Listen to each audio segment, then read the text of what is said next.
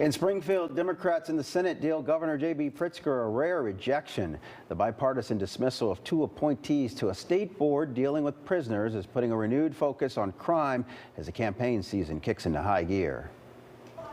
Governor J.B. Pritzker firing back after the Illinois Prisoner Review Board lost 2 members Monday when one resigned and another was rejected by the state Senate in a bipartisan vote. We appoint highly qualified candidates to serve on the Prisoner Review Board. This is a very, very difficult job. The voting is open.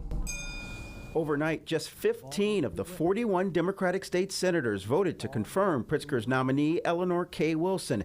Lawmakers were concerned about the Prisoner Review Board's decision to release from prison a man convicted of killing a state trooper in 1976.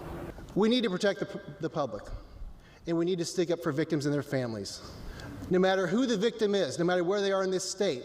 17 Republicans and 14 Democrats voted against Wilson, who's been serving as an interim member of the board. 12 Democrats failed to vote.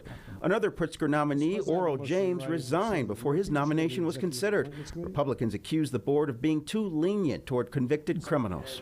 They're charged with looking at all the facts and circumstances from the beginning when the crime took place to their term in prison and how they were rehabilitated or not. For Pritzker, it's rare for Democratic lawmakers to vote against him. He pins the blame on Republican messaging.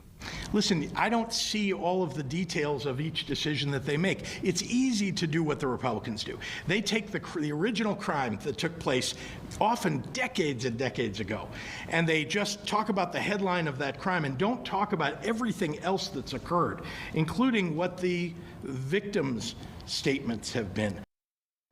Governor Pritzker pointed out that the board rejects most applications for early release, but the Prisoner Review Board has become a proxy, and Democrats and Republicans battle over who's tougher on crime. New York City